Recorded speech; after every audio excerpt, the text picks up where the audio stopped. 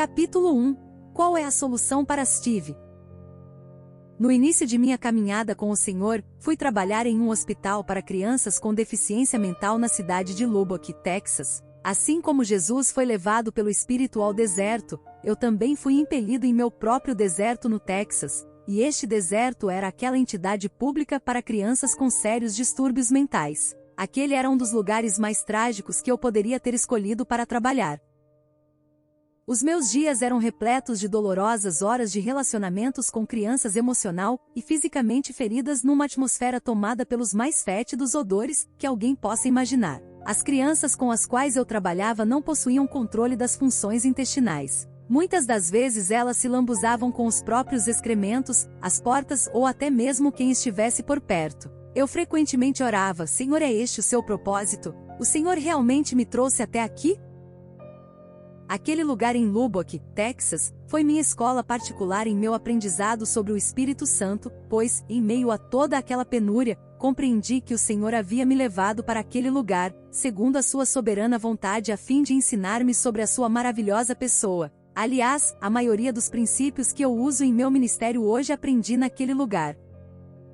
Existiam naquele prédio centenas de pequeninos. A maioria deles tinha sido jogada ali ou simplesmente descartada pelos seus próprios pais. Embora eles estivessem sob a tutela do governo, na realidade, eles não passavam de pequenos fragmentos humanos, ignorados e indesejados por todos. O Senhor, no entanto, me lembrou as suas palavras em Isaías 49:15.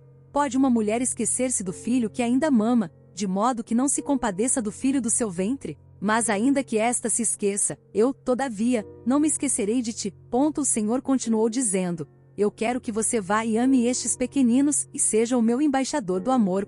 Mediante essas palavras, não restava outra alternativa a não ser obedecer. Nas primeiras 9 horas de meu turno, trabalhava com o ambulatório infantil. Esta era a ala das crianças incapacitadas de andar. Posteriormente, me ocupava com a ala não ambulatorial para trabalhar com bebês portadores de leves distúrbios cerebrais. Muitas destas crianças eram nascidas de mães viciadas em heroína, e outras caíram ali após terem sido brutalmente espancadas e feridas por seus pais, em momentos de raiva ou quando em estado de delírio alcoólico. Estes pequeninos ocupavam os berços, até serem transferidos para camas. Geralmente sentado em uma cadeira de balanço, eu costumava tomá-las em meus braços e as embalava, enquanto orava em línguas, minha linguagem de oração em espírito. Eu tinha certeza de que Jesus as amava e que certamente Ele colocará este sentimento dentro de mim. Era como se Jesus tivesse tirado um pedaço de seu coração e colocado dentro do meu. Como eu amava aqueles pequeninos! O Senhor começou a curá-las. De repente comecei a perceber que aquelas crianças que supostamente nunca andariam, estavam andando. Uma menina, cujo prontuário médico dizia que ela tinha nascido cega, começou a enxergar e a reagir. Todas as vezes que entrava em seu quarto, embora procurasse não fazer nenhum barulho, ela sempre se virava e olhava para mim estendendo suas mãozinhas. Oh, que realidade tremenda! O Senhor começara a curar aquelas crianças. Por aquele tempo fui designado para trabalhar num projeto que chamei de Esforço para Adequação Psicológica, que tinha como objetivo ministrar, a alguns garotos, técnicas de modificação comportamental. Tais técnicas eram designadas para ensinar jovens com 15 a 16 anos a amarrar os cadarços ou ir ao banheiro sozinhos. Eu jamais esquecerei o dia em que conheci um jovem de 16 anos naquele grupo, a quem chamarei de Steve. Ele sofria da síndrome de Down, retardamento mental, um tipo com redução drástica da capacidade intelectuais e certas deformações físicas. Steve era afligido por outro mal ainda pior. Constantemente tinha crises, durante as quais era acometido de um sentimento de autodestruição e batia no próprio rosto. Esta equipe de psicólogos conseguiu permissão das autoridades texanas para administrar terapia de choque elétrico em Steve durante 6 meses. Este procedimento era chamado de Operação Negativa de Condicionamento, e tinha como objetivo modificar o comportamento de Steve aplicando-lhe choques elétricos, sempre que ele começasse a se ferir.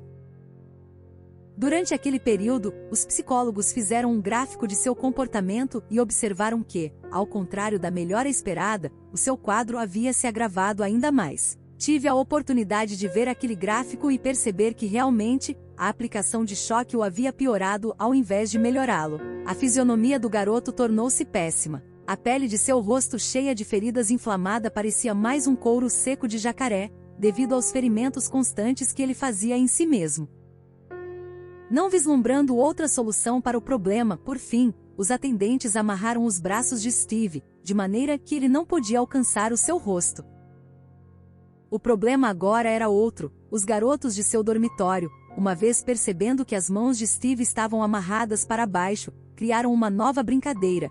Corriam atrás de Steve a empurrá-lo com força, até que ele perdesse totalmente o equilíbrio e caísse. Steve não podia mais instintivamente proteger seu rosto, por causa das ataduras que prendiam os seus braços. Por isto, todas as vezes que os meninos brincavam, Steve sempre caía brutalmente com o seu rosto em terra, sem conseguir se proteger ou amortecer a queda.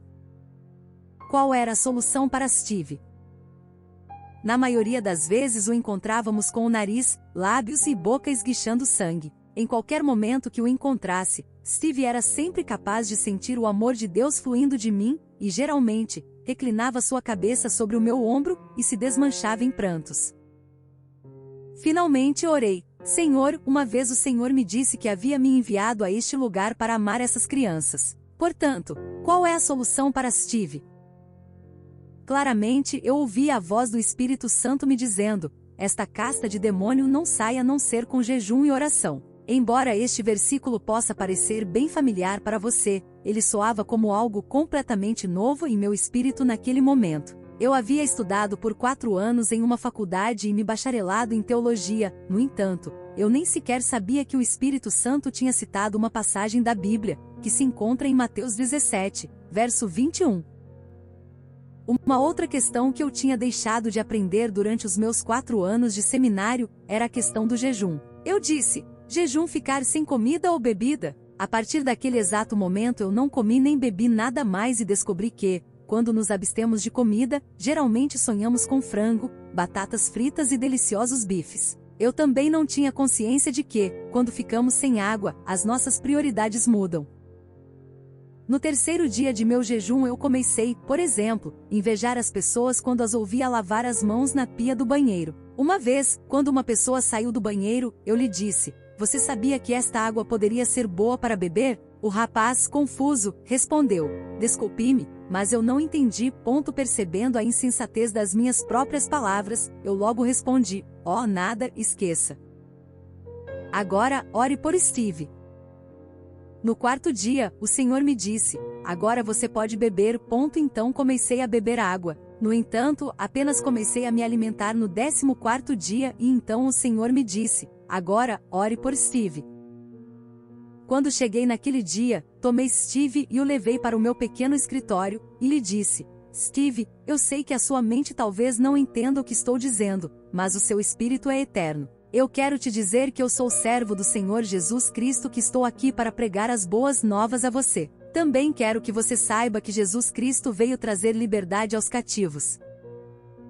Havendo-lhe falado estas palavras, eu continuei dizendo: em nome de Jesus Cristo, eu te ordeno agora, espírito de autodestruição, deixe esta vida em paz. De repente, aquele rapaz foi como que arremessado, a quase 2 metros de distância. Quando Steve atingiu a parede, seu corpo foi elevado cerca de 30 centímetros acima do piso, e, caindo novamente, soltou um longo gemido, ficando ali mesmo prostrado. Imediatamente comecei a sentir um terrível cheiro de ovos podres, e enxofre queimado enchendo aquele recinto, mas que aos poucos foi desvanecendo.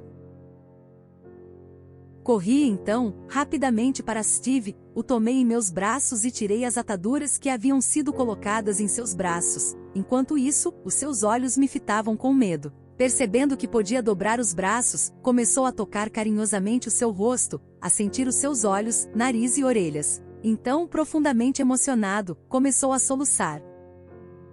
Aquele atormentado jovem, pela primeira vez na vida, percebeu que não estava tendo a compulsão de se ferir, pelo contrário, ele era capaz de afagar o seu próprio rosto, e a partir de então ter a certeza que fora totalmente liberto. Naquele inesquecível momento, o Senhor revelou-me quão poderosa arma Ele havia nos dado para destruir fortalezas e trazer liberdade aos cativos. Dentro de poucos meses, todas as feridas no rosto de Steve haviam desaparecido, porque ele parara de se ferir. Sinceramente, você está lendo este livro por causa de Steve. Eu agradeço a Deus por este jovem e a maneira como o Senhor usou aquela terrível situação para me comunicar esta verdade divina que estarei comunicando a você, caro leitor. O milagre que nos coloca juntos nas páginas deste livro realmente começou muito antes, ou melhor, em 1962, no meu 16º ano de vida, no leste da África, em um país chamado Quênia. Eu fui criado em uma devota família hindu e o meu destino já estava traçado de acordo com a reputação das tradições indianas. Por ser filho de um hindu, descendente de alta casta militar, fui versado nos escritos sagrados do hinduísmo e treinado para ser um líder.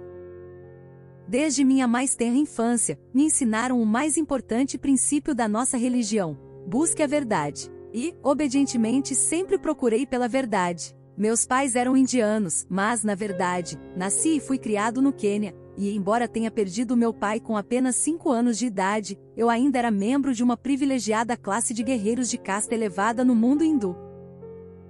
A minha diligente procura pela verdade tomou, de repente, uma nova direção em um dia quente em 1962, quando a esposa de um missionário batista veio trabalhar com algumas crianças nos arredores de nossa casa. Por razões que somente Deus conhece, essa gentil senhora texana foi guiada a bater à porta de uma devota família hindu para pedir um copo de água. Coincidentemente, eu estava lá.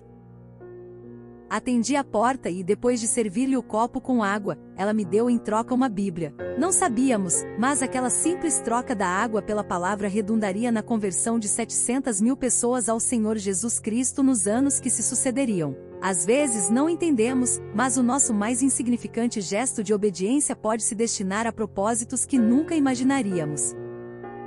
Comecei a ler a Bíblia porque, claro, estava buscando a verdade. Este livro trouxe-me o conhecimento da figura mais estranha que eu já li. O seu nome era Jesus Cristo. Como alguém que sempre procurou a verdade, fui cativado pelas incríveis palavras deste homem. E conhecereis a verdade, e a verdade vos libertará. Eu disse para mim mesmo, é isso mesmo, está certo, e acabei lendo todo o livro de João.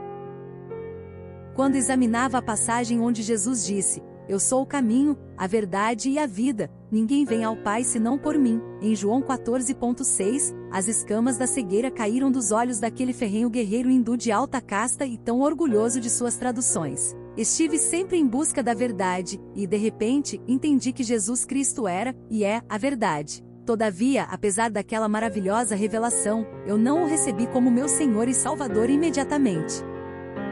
O preço era muito alto.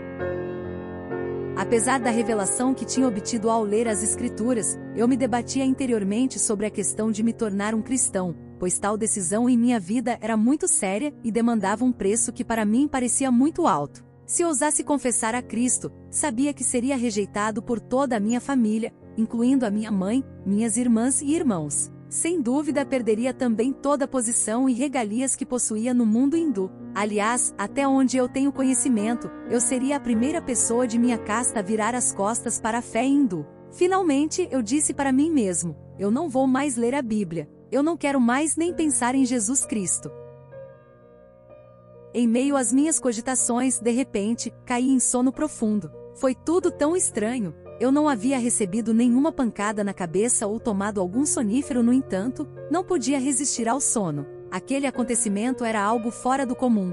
Instintivamente minha cabeça se inclinou sobre a mesa e fui instantaneamente em espírito para um lugar que eu nunca havia estado antes. Eu estava andando em ruas de ouro, e ouvia as mais lindas e harmoniosas vozes cantando canções que nunca tinha ouvido antes. Eu estava em perfeito êxtase, como diria um hindu. Existia tremenda beleza e perfeição ao redor de mim, porém tudo aquilo se tornou insignificante quando eu vi a fonte de toda a perfeição e beleza andando em minha direção. Eu vi uma luz que brilhava mais que 10.000 vezes do que o sol, no entanto, toda aquela luminosidade não queimava os meus olhos. Ele vinha em minha direção, e não sei como explicar, mas tinha certeza que aquela pessoa maravilhosa era Jesus. Eu jamais esquecerei a beleza de seus olhos e a profundidade de seu olhar. Era como que se ele tivesse sentido toda a dor do mundo, derramada toda a lágrima que já fora derramado na terra. O amor puro emanava de seus olhos em perfeita combinação de vitória e triunfo. Então ele chegou e colocou suas mãos em meus ombros e docemente me disse: meu irmãozinho. De repente acordei e descobri que a Bíblia a mim oferecida por aquela gentil senhora Batista, estava aberta no Evangelho de Mateus naquela passagem que Jesus conversava com o jovem rico. Jesus disse a ele: se você quiser ser perfeito, vá, venda tudo o que você tem e dê aos pobres e terás um tesouro no céu. Então vem e segue-me. Aquele jovem, porém, ouvindo esta palavra retirou-se triste, porque possuía muitas propriedades. Então Jesus disse aos discípulos: em verdade vos digo que é difícil entrar um rico no reino dos céus. Eu cuidadosamente li aquela passagem e observei que aquele jovem rico que havia encontrado com Jesus, acabou indo embora por exatamente pensar que o preço era muito alto. Neste momento, o Senhor disse ao meu coração as seguintes palavras: você também vai para o mesmo caminho deste jovem? Não, Senhor. Respondi imediatamente e recebi o Senhor Jesus como o meu Salvador, quebrando assim inúmeras gerações de rigorosa tradição religiosa e extrema fidelidade ao hinduísmo. Anos depois, mudei do leste da África para os Estados Unidos, onde o Senhor proporcionou-me esta gloriosa experiência com Steve. Estudei em uma universidade cristã, obtendo o grau de bacharel em teologia, depois parti para uma universidade secular. Posteriormente intentava alcançar o meu PhD em literatura. Confesso que estava muito orgulhoso de minha inteligência. Em meio à minha diligente busca de minha realização intelectual e valorização própria através de cursos de graduação, recebi notícias que minha mãe estava morrendo de câncer em Londres, para onde toda a minha família havia se mudado, que lhe havia acometido ossos. Os médicos lhe davam apenas algumas semanas de vida, pois ela tinha uma forma intratável de câncer nos ossos que estava comendo o seu corpo. Eu precisava ir ao fundo do poço. Eu não vislumbrava respostas para meus dilemas e muito menos para minha mãe. No entanto, ela estava morrendo e chamando por mim. Eu era apenas um pobre estudante no Texas, sem a mínima condição financeira para ir à Inglaterra. Estava simplesmente quebrado. Eu havia chegado ao fim do poço. Tudo o que eu podia fazer era chorar incontrolavelmente. Finalmente, depois de 3 dias de lágrimas e sofrimentos, tive uma excepcional experiência na terceira noite. Novamente aquela visão. Fui tomado em sono profundo e levado para aquele mesmo lugar, onde, anos atrás, tinha visto ruas de ouro. Desta vez eu me encontrava em lugar gramado prostrado aos pés de Jesus, contemplando a sua face e o adorando com um cântico. Mais uma vez o Senhor colocou as suas mãos sobre os meus ombros, e eu estava surpreso em constatar que o louvava com um cântico em uma língua que eu não podia entender. Então acordei e no meu íntimo, sabia que alguma coisa havia acontecido no mundo espiritual. Senti um grande desejo de orar e apenas disse: Senhor Jesus. Naquele momento, um forte vento entrou pelo meu quarto, e, imediatamente, comecei a sentir alguma coisa borbulhando dentro de mim. Quando tentei abrir a minha boca, uma canção saiu da minha boca em uma língua desconhecida. Neste momento, a minha parte intelectual disse: isso é muito estranho. Porém o resto de meu ser parecia dizer: isso pode parecer estranho, mas é a melhor experiência que já tive em minha vida. Mesmo sem entender uma palavra, continuei cantando aquela estranha e doce canção por 1h30. A única pessoa espiritual que conhecia naquela época era uma senhora que eu havia encontrado na faculdade. Eu simplesmente não podia esperar para compartilhar com alguém sobre o que tinha acontecido comigo, então fui correndo me encontrar com a irmã Marcia. Quando a vi, fui logo dizendo: Irmã Marcia, deixe-me dizer o que aconteceu comigo hoje. Depois de contar-lhe acerca de minha experiência, lhe perguntei preocupado: eu estou ficando doido? Jamais esquecerei a sua resposta. Ela colocou seus livros sobre a mesa, olhou para mim, e com regozijo em sua voz me disse: Louve ao Senhor, meu irmão. Você foi batizado no Espírito Santo. O Espírito Santo se tornou muito real em minha vida a partir daquele dia. Ele começou a falar comigo e logo descobri que ele é uma pessoa. Ele me disse: Jesus é o mesmo ontem, o mesmo hoje e o será para sempre. Eu ainda não tinha lido estas palavras em Hebreus 13, verso 8, então eu disse. Ele respondeu: Jesus é o mesmo ontem, hoje e para sempre. Ore pela sua mãe. E mais uma vez o Senhor falou: Jesus é o mesmo ontem, hoje e eternamente. Finalmente orei e disse: Senhor, o que está tentando me dizer? Ele disse: Jesus curou há 2000 anos atrás e ele ainda cura hoje. Então disse: o que o Senhor quer falar-me com essas palavras? Neste instante o Espírito docemente me disse: ore pela sua mãe.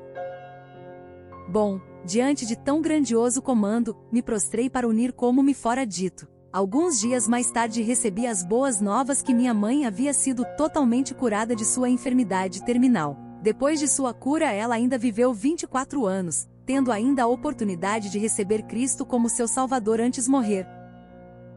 Após esta maravilhosa experiência de batismo, o Espírito Santo começou a conduzir todo o meu viver. Neste período, o Senhor impulsionou-me a trabalhar em Lubbock, Texas, onde encontrei Steve e muitas outras crianças preciosas e necessitadas do amor de Deus. A verdade sobre o jejum que aprendi naquele lugar se tornou uma palavra viva e cortante em meu viver, e isto aconteceu há cerca de um quarto de século atrás. Comecei a jejuar uma vez por semana em 1971. Em 1972, jejuava 3 vezes por semana, e depois períodos de 7 e 14 dias consecutivos. Durante o ano de 1973, fui conduzido a jejuar vários períodos de 7 e 14 dias consecutivos, sempre dependendo das instruções do Senhor. Recomendo consultar um médico antes de entrar em um propósito de jejum, especialmente em caso de gravidez ou estando sob tratamento médico. Entre agora no propósito de 2 períodos de 40 dias de jejum. No ano de 1974, pastoreando uma igreja em Cleveland, Texas, o Senhor conduziu-me a entrar num período de 40 dias de jejum. Jejuei, portanto, por 40 dias e desfrutei de muita graça do Senhor. No ano seguinte, mais uma vez o Senhor impulsionou-me a observar um período de 40 dias de jejum e, posteriormente, vários períodos de 14 e 21 dias consecutivos. No ano de 1976, casei com Bonnie. Naquele mesmo ano, o Senhor, mais uma vez, me conduziu ao jejum. Todavia, desta vez, a direção era para 2 períodos de 40 dias. Nos anos que se seguiram, estive sempre com o propósito de 2 períodos de 40 dias de jejum por ano, e pelo menos 2 períodos de 21 dias. Em 1977, fui conduzido novamente pelo Espírito a outros 2 períodos de 40 dias de jejum. Desta vez, porém, adicionei mais alguns dias de acordo com as impressões específicas que recebia do Espírito. Nos anos seguintes segui este procedimento até o ano de 1988. Em 1989, todavia, a direção do Espírito era o propósito de apenas um período de 40 dias de jejum. Ao todo, o Espírito me guiou a 29 períodos de 40 dias de jejum, sendo que nas primeiras 19 vezes me limitei a tomar somente água, e nos seguintes o Senhor me permitirá tomar sucos. Segundo minha esposa, contando todo este tempo, eu jejuei uma média de 120 dias por ano desde o início de meu ministério. Na verdade, eu não entendia completamente o que o Senhor fazia naqueles dias, mas tinha certeza que o amava. Tinha certeza também que ele me conduzira a orar e jejuar por seu povo. Meu único objetivo era obedecê-lo. Todos que me conheciam ou estavam intimamente associados comigo como pastor ou líder sabiam acerca dos meus períodos de jejuns. Porém, por mais de uma década eu não fui permitido pelo Senhor anunciar, explicar ou ensinar sobre a minha vida de jejum nas reuniões públicas. Ele estava fazendo um trabalho secreto e apenas recentemente, segundo seu expresso comando, compartilhamos abertamente sobre esta prática legada à sua igreja pelo Senhor Jesus. O fazê-lo em secreto parece-me ser a forma de jejuar na maioria das vezes. Nem todo mundo entendeu. Rapidamente descobri que nem todo mundo entendeu ou aceitou o que eu estava fazendo. Alguns me acusaram de me comportar como um fanático. Outros simplesmente pensaram que eu havia me tornado muito religioso. O meu pior crítico dizia que eu estava buscando a minha própria justiça. Tenho que admitir que aquelas censuras e mal-entendimentos foram muito dolorosos. Todavia, estava convicto que quando ouvimos a voz do Senhor precisamos obedecê-la. Portanto, às vezes é inevitável que a nossa total obediência a imperativos divinos crie oposição, mesmo entre os irmãos. Muitas das vezes também este mal é causado pelo inimigo de nossas almas, que agirá de alguma forma para levantar oposição contra toda e qualquer atividade que venha representar ameaça ao seu império das trevas. Meu querido irmão, quando você estiver em guerra espiritual através de oração, louvor, adoração e jejum, posso garantir que o inimigo insurgirá com dificuldades e obstáculos espirituais no seu caminho. Nos anos e décadas que se passaram, desde que Deus me revelara o poder secreto do jejum, Através da libertação de Steve, esta revelação se tornou uma palavra viva e fundamento em minha vida e ministério em Cristo. Agora, entendo que Deus me tem ordenado a restaurar esta verdade acerca da prática do jejum na igreja nestes últimos dias. O jejum foi um aspecto importante na vida da igreja neotestamentária, assim como o é na igreja destes últimos dias. O Senhor com certeza conduziu-me a 29 períodos de jejum para fazer-me conhecedor desta verdade fundamental, pois não podemos comunicar nenhuma verdade espiritual, a menos que esta seja uma realidade concreta em nossas vidas. Foi há apenas 10 anos atrás o Senhor me disse: agora que você tem esta verdade em seu coração, eu te dou autoridade para repartir com a igreja nestes últimos dias, para homens e mulheres que estarão realizando a minha obra. Neste mesmo instante em que escrevo estas palavras, sinto o cumprimento do propósito de algo eterno. Este livro é parte do fruto da semente semeada durante todos aqueles anos de obscuridade, quando tudo que sabia era que eu estava obedecendo à palavra vinda do trono. Deus talvez nunca te pedirá para jejuar durante 40 dias. Se Ele o fizer, você será capaz de fazê-lo por meio de sua graça. No entanto, um fato é incontestável. Como membros da Igreja de Cristo, Deus espera que cada um de nós observe a necessidade da prática do jejum em nosso viver diário. Isto é, na verdade, uma parte indispensável de nossas vidas como membros da vinha do Senhor e da gloriosa noiva, além de ser também um estilo de vida segundo o nosso modelo maior de vida, Cristo.